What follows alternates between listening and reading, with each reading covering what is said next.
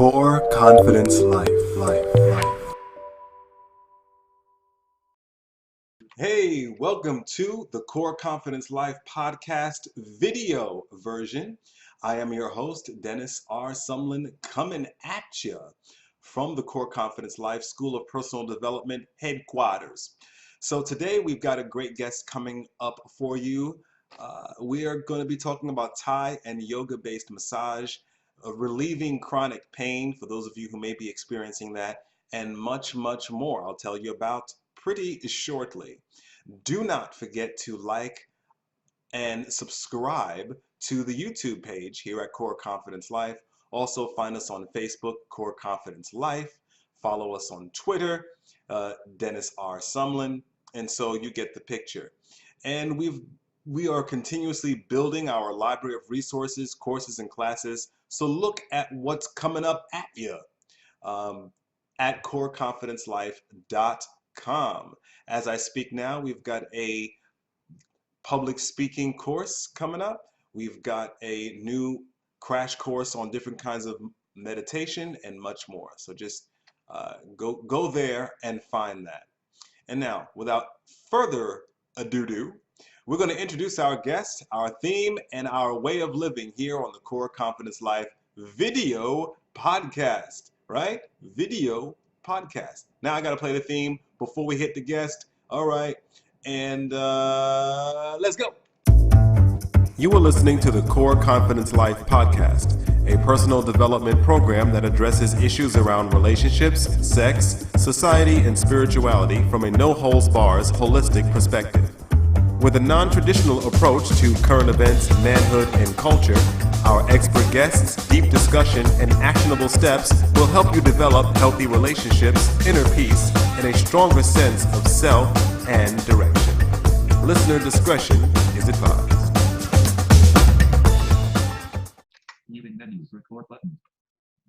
All right, we are on the Core Confidence Life. I am your host, Dennis R. Sumlin, broadcasting right here in New York City, right in front of the camera. And we're talking to Robert Gardner, and he is a massage therapist, in fact, a Thai massage therapist, but it's a whole lot more than just massage. We'll be talking about his different way of massaging. We'll also be talking about his philosophy behind having a productive life. And Robert, how are you? I'm doing good. Thank you so much for having me on. Absolutely. Good for you to come on and appear. So I mentioned that you are a Thai massage therapist, but there's more to that than that. When people think of massage, they think of one particular thing, but you do something different. So tell us what you do. So my background comes out of chronic pain. And to make a long story short, I was less fixated on delivering a massage as the public might think of it, and more focused on getting out of chronic pain, which means I was delving into bodywork traditions cross-culturally. I was looking at things like Thai massage and yoga. I was mixing and matching and blending as an American in the United States. And I just kept tweaking and developing what I did to try to be able to help clients as quickly and effectively as possible. When I came out the other side, I was getting very good rates of return. In other words, I was able to help clients very quickly, but I kept getting feedback that, well, this isn't really, massage. Like, this is done on a mat and I'm clothed. This is more like, a therapeutic version of Brazilian jiu-jitsu. Like, you're doing joint locks and using compressions and acupressure. So I didn't really fixate too much on the form of what I did, so much as my customers were happy, functional, progressive, and increasingly out of pain.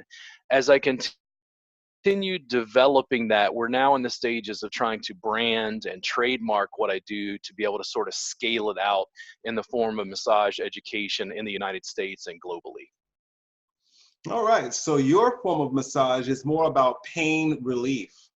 Okay, so what moved you into this interest of massaging for pain relief? You said you come from that yourself. So What is your background when it comes to pain relief and personal struggles that may have led you to do this for others? I was a philosophy student at LSU, Louisiana State University in Baton Rouge, where I grew up. I jokingly tell people I was thinking deep thoughts about unemployment, and I was hit by a drunk driver after Jazz Fest in 1999 on the way home from a concert in New Orleans. So I had a very bad whiplash. It was a dual impact. So a drunk driver hit the car from behind. The car went off the road into some trees. So there was just a lot of initial injury, sort of initial trauma from that, episode.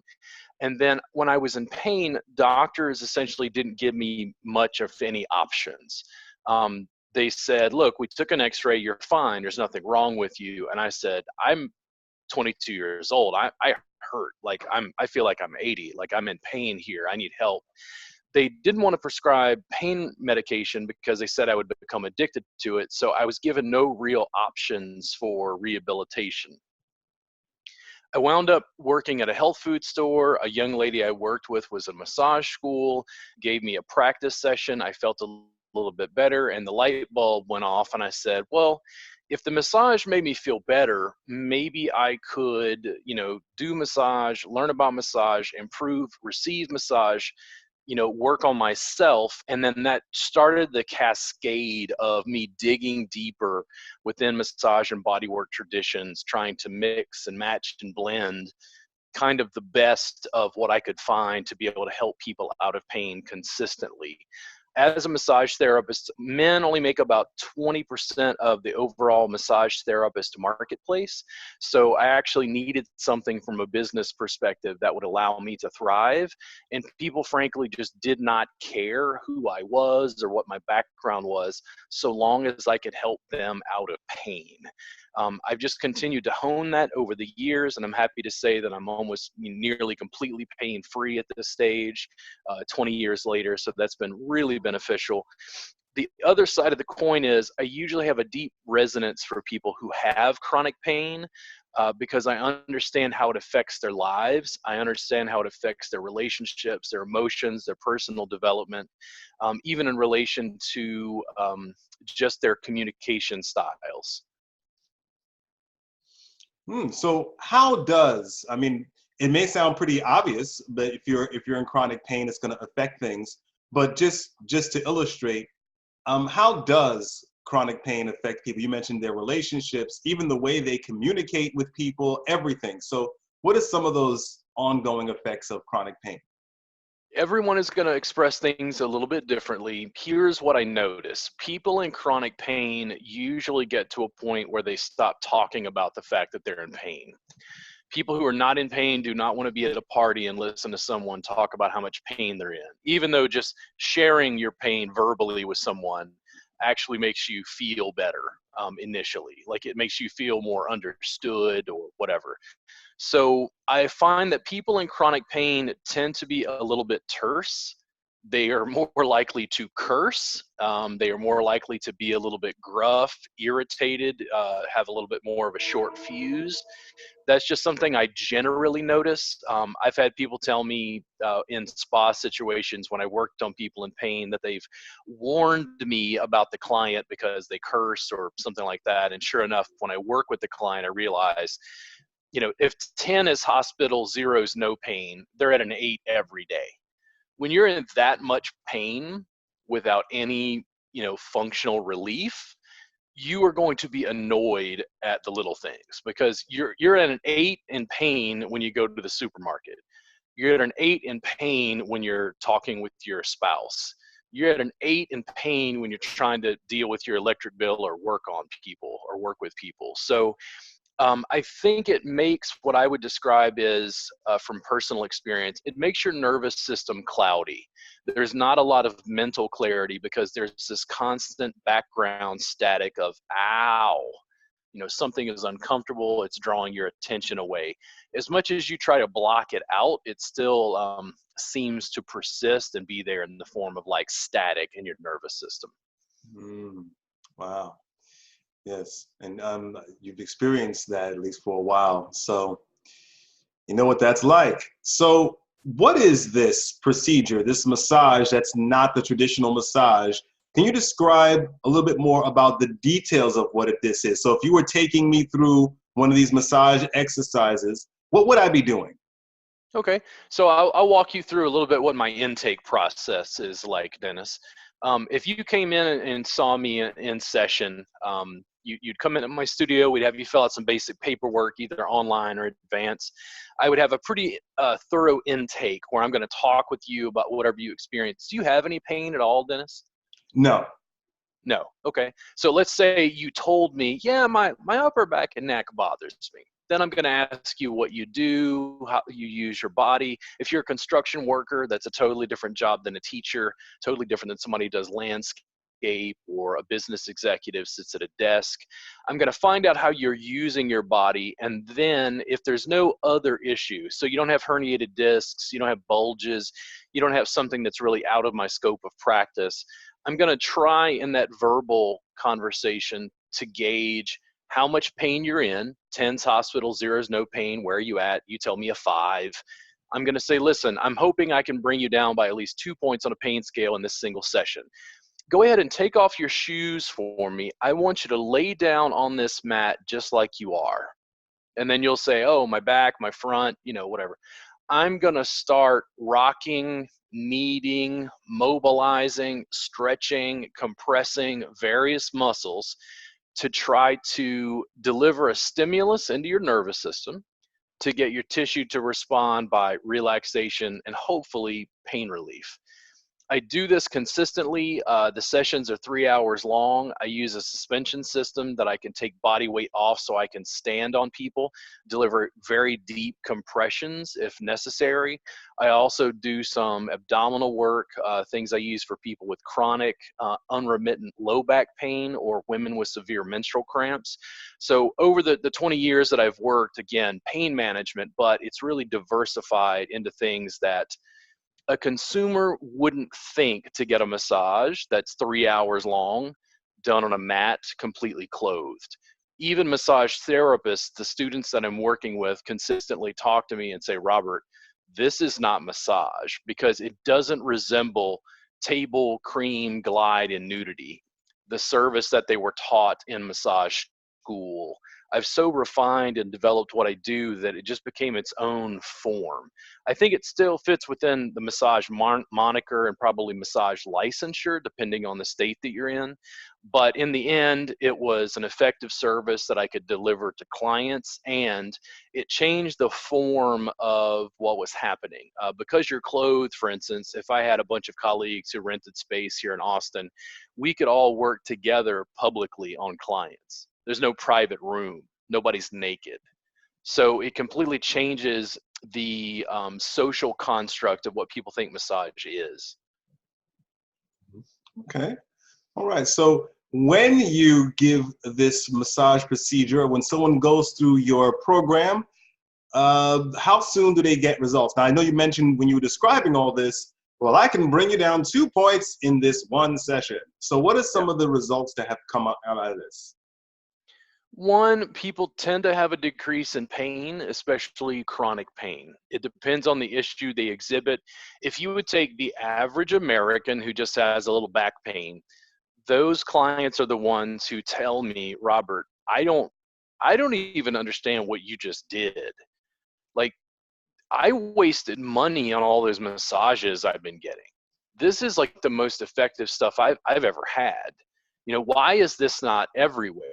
And then I have to try to explain to them that, I have nearly 20 years experience working on it. So there's some practice and mileage under my belt. The other component is I'm trying to work with massage therapists in private practice to be able to teach this. For somebody who's not in pain, one of the differences is, Dennis, if you were in pain, I have to communicate with you more verbally to be able to make sure I'm delivering adequate pressure that's not too much, doesn't make you wince, doesn't make muscles tense and tighten up. Then I have to get more feedback as we're going to be able to kind of address that chronic pain issue. If you're not in pain, If you're somebody who's just getting a tune-up, so to speak, you're just, coming in for a regular oil change, if I could use that metaphor. What happens is I'm mostly going to be quiet for 3 hours. I may occasionally check in about pressure, but I'm going to very gently rock, mobilize, compress, stretch, and work on your tissue in a way that's going to feel more like this sort of moving meditation for 3 hours. People's sense of well-being tends to increase, and they feel very at ease, comfortable, more mobile in their body, and it feels like movement is effortless. That's the best description I think I could give. And I could imagine just if you had someone there that told you that he was an 8 on a scale from a 1 to 10, and you brought him down at least 2 points, if not more, that's an amazing dramatic improvement in the Yeah. quality of their life every day. And if depending on the issue, I give them 2 points as a benchmark. I usually try to be satisfied with 2 points. It's not uncommon where people might drop 3 or 4. That's getting to a level where their work is a little bit more transformative, a little bit more mind blowing in a sense, where also because the session is 3 hours long, Dennis, I get a chance to get to know you better. There's a deeper connection and rapport with the therapist. And essentially, I'm providing a service the client can't really get anywhere else. Excellent, excellent there. Absolutely. So, what populations do you normally work with? Whether it be the demographics, what do they usually do for a living? Do you usually work with men or women? Any kind of demographics going on there for you, or just Yeah, specialize? for most massage, my guess is my practice for the first 10 or so years, I was working in clinics and spas and things for other people. I think across the board, I don't have exact percentages or research on this. I think women are the main consumers of massage in the Western marketplace. That's slowly changing and developing, but I found probably 80% of my clients were women when they worked in spas. Now I actually find there's about a 50-50 divide. Because I'm working on chronic pain, it doesn't really exhibit as, one or the other. So it's about 50-50. But the people who tend to gravitate towards me, I see a lot of people before surgery. They're kind of looking for a last resort in relation to pain. They're doing more research, find my website. I also, because the Austin area is very tech heavy, I work on a lot of programmers and people who are coding for hours, sitting at a computer. So a lot of issues related to back pain from sitting or carpal tunnel related issues. That population just seems to be able to, one, afford what I do and have a very deep need for it because they need to keep working. That's mainly what I see in my practice around Austin currently. All right. All right. On this program, we always talk about the combination of mind, body, and spirit. And our goal here on the podcast and at the School of Personal Development is to help people with mind, body, and spirit coordination. And so your practice involves pain healing for the body. But you also mentioned to me that your philosophy and some of the other things you do has to do with having a better life overall. So what is your philosophy about just living a productive, high quality life overall? And do you work with your clients on this as well? I do work with clients on it. I had a colleague here in Austin who started to rib me because he said, Robert, when are you going to start teaching spirituality to your students? And I went, oh, Javier, like my students are massage therapists trying to help people, by doing massage. They're not really looking for spiritual advice. The difference is, especially from the yoga background, something very pivotal started to shift for me when you gave me tools that were both active and passive. So massage somebody did to me, but the yoga I did to myself, which meant I was working on my own tissues, working on my own nervous system, working with my breathing, lowering my heart rate, increasing my mental clarity. my spiritual development started to shift in pretty pivotal ways. And as a philosophy student, I was very focused in classical Western philosophy. What happened is yoga opened me up to Eastern philosophy and the differences between those disciplines, because Western philosophy and Eastern philosophy can be completely diametrically opposed in ways. So you work on your body, yes, it's sort of the root Tao, it's kind of the foundation. If you talked about Maslow's hierarchy of needs, you know, you need food, you need shelter, and then you continue working your way up that hierarchy.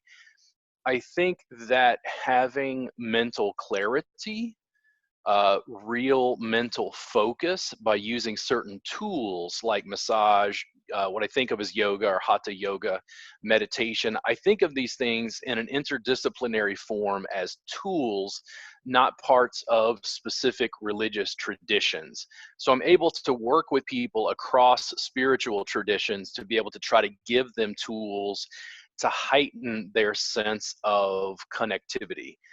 For instance, to be able to work with someone in pain, to be able to help them out of physical pain and sort of act as a guide, for lack of a better term, about the development that they're going to see over time. I don't think it ends at your body, and I don't think it ends at physical pain. I'll never forget asking a teacher, a yoga teacher many years ago, you know, what's the number one thing you got out of your yoga practice? And we're talking about hatha yoga, the physical yoga. And she said, my relationships improved. And I said, really, why? And she said, well, I was able to quiet my mind, and when I would have conversations with my husband, I could really listen to what he was saying without having an emotional response to it. So it shifted her relationship. Even though you think of hatha yoga as this physical practice, it's just exercise, right? Like what kind of exercise would increase my spirituality? I think primarily that's what I'm dealing with, depending on the audience. So let's say I was dealing with entrepreneurs. If entrepreneurs ask me like, man, what is this? I don't know, what is this massage thing you're doing? I'm not in pain. And I'm like, well, how would you feel if your mind could be completely clear? If we could completely reduce noise so that you could look at your business in a way that wasn't emotional, so you could make solid, rational, logical decisions that are going to help your business thrive more rapidly.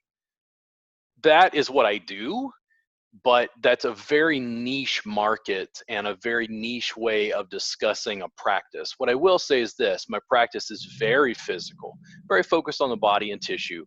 But once you affect that tissue, it doesn't stop there. It completely accesses your mind and spirit. But I don't really use those as a handle, because I can't really get a handle on your mind or get a handle on your spirit, Dennis. The tissue is what I can get my hands on. Absolutely. So, um, through the specialized yoga that you do with your clients, even those who are not in pain, it gives them more clarity. And one person, you said, communicated better with her husband Yeah. afterwards. And boy, that's important. Let me tell you.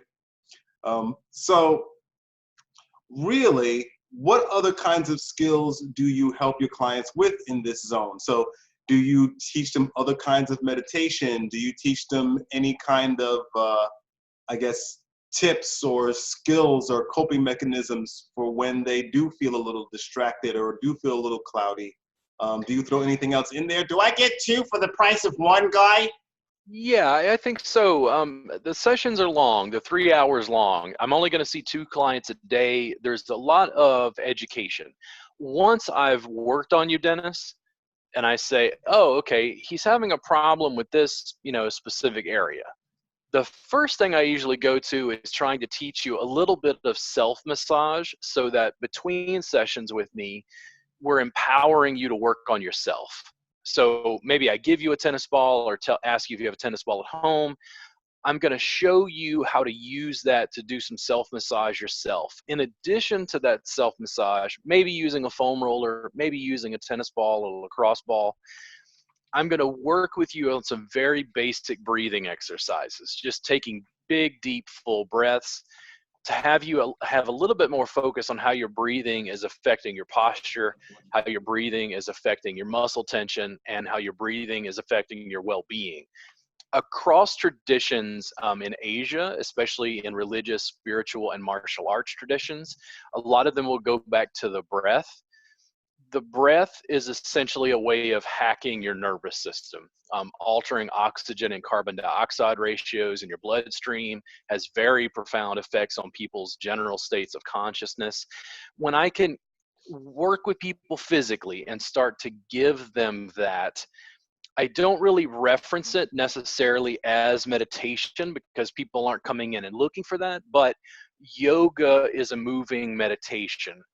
The sessions that I deliver are a sort of moving meditation where I'm, working on you and helping you meditate on your pain, helping you meditate on your body, drawing your conscious attention to a single point of awareness, which is usually, ow, what's that?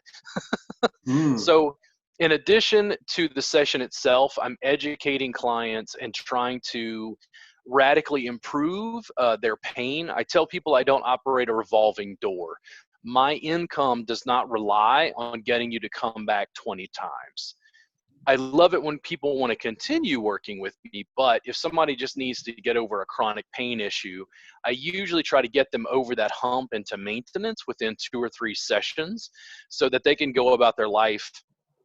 They can be empowered to work on themselves. And then the way I get clients is from really stellar reviews. People leave me on Google or Yelp or whatever social media platform. I don't reference, again, very rarely do I sit down and reference meditation because I think people's mental landscape for what meditation is always a monk, sitting down and meditating with his legs folded a certain way. You're right. People have the wrong idea or misconception of what meditation is. I just did a little free course on the describing different kinds of meditation. All of it's not monks. So I know what you Yeah. mean. Yeah. It's like I'm very, I don't know. I work with people where they are, and working with American clients with their physical bodies is a great handle to get started. And then I just kind of work with the student to my level as an instructor and their level as somebody who can pick up information as a student. I just try to meet them where they're at and help them as best I can. So you teach other people this as well as work with clients. Yeah.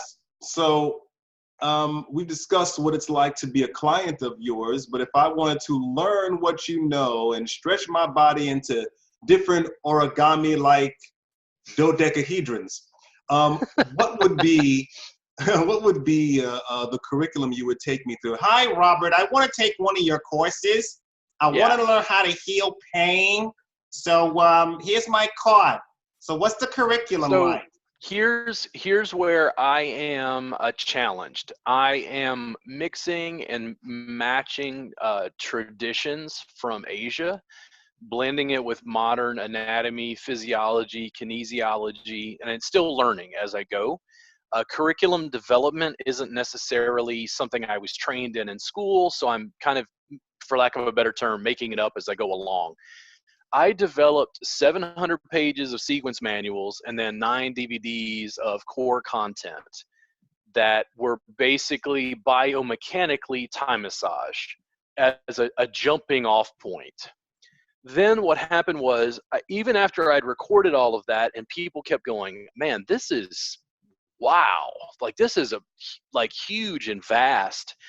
And I hadn't even covered 25% of what was kind of in my mind, so to speak. So what I started doing was recording my classes in bulk. We have a subscription service that's completely free on my website, robertgardnerwellness.com. The subscription service has a vault with 450 hours of my class instruction where I'm breaking this down either from a yogic perspective or from a massage and body work perspective where you're working on others. And I just continue to add to that vault to be able to document the process of what I'm teaching and how transformative it is. Being able to distribute video information, just like this podcast, means that I can connect with people in New York or Japan just as easily as I can here in Texas. It also builds just a bigger digital footprint. What I wanted was, I literally want someone who lives in the Democratic Republic of Congo to have enough internet access on their phone to be able to subscribe to my subscription service completely free for their first month. It's $7 a month thereafter. They get access to a private Facebook group. They're able to ask me questions. And based on your questions, Dennis, I'm able to refine the information and actually shoot more video content to answer your questions. I just continue to work with students, and I'm still developing in-person classes to be able to package what I do in a very succinct way. The challenge I have is it's almost like trying to make Cliff Notes for Moby Dick. It's this big, vast treasure trove of information. I'm trying to give people different points of contact and entry, but digital distribution of video content and our subscription service seem like the easiest way to be able to interact with fans, continue developing what I was teaching. And for instance, if you were looking for something else free, if people check my YouTube channel, it's just as much body work and massage related content showing you how I work on people or teaching you, as it is teaching you how to work on yourself using self massage or yoga poses, mobilization and strengthening exercises. Self massage. All right. Well, that's pretty cool. That's cool. So, so you do this digitally, like people can subscribe to your website, and all your information is delivered right there. Yep. Excellent. Excellent stuff. So, speaking of that, let's. You mentioned your website before, so why not again? How can people see more about you? Maybe take one of your courses, or you can show them how they can massage themselves. Yeah, if you go to my website, it's robertgardnerwellness.com. In the store, there's access to a free Thai massage workbook.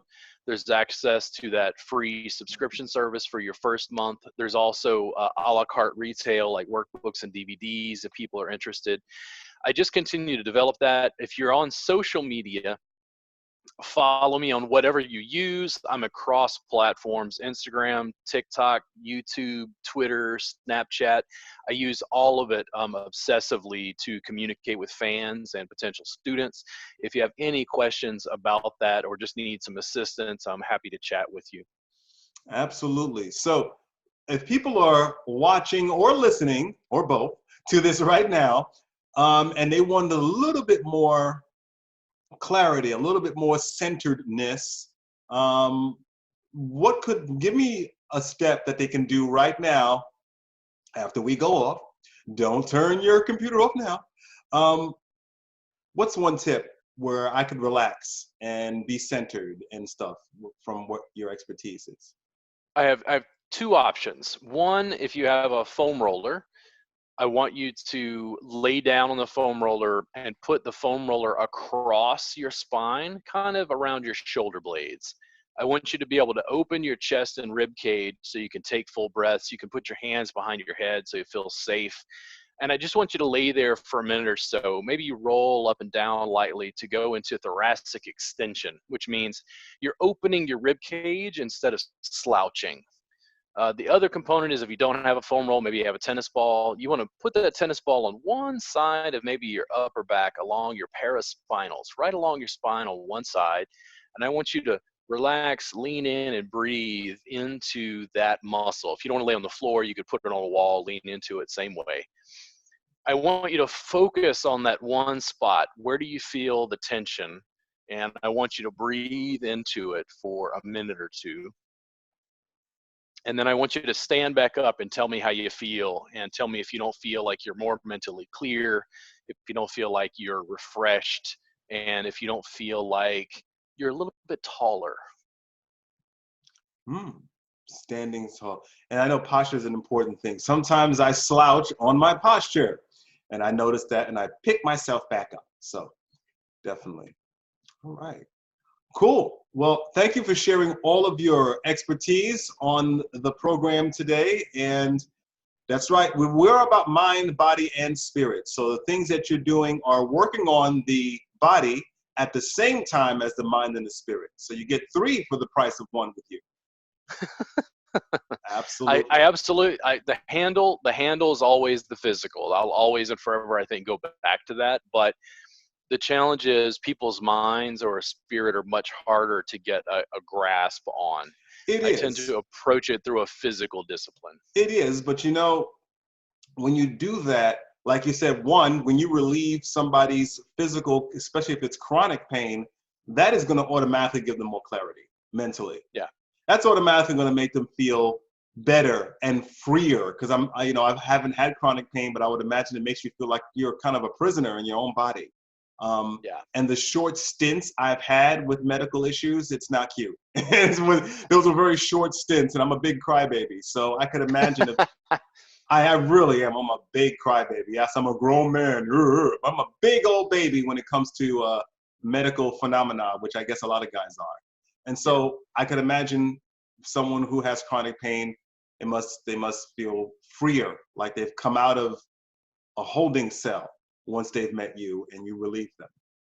So what you're doing is a mind, body, spirit thing. It's a threesome, because once you feel better, you think better, your intuition clears up, everything, all your frequencies are clearing up.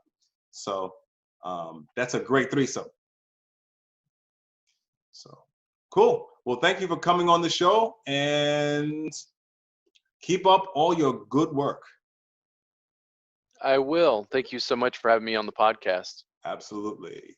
All right. Core Confidence Life is a coaching and educational service dedicated to the personal development and advancement of highly motivated, pro-growth minded, and independent thinking individuals. We seek to bring people to a higher state of consciousness and lower stress so they can actualize the potential of their mind, body, and spirit. For more information on courses and classes and other events, go to www.coreconfidencelife.com.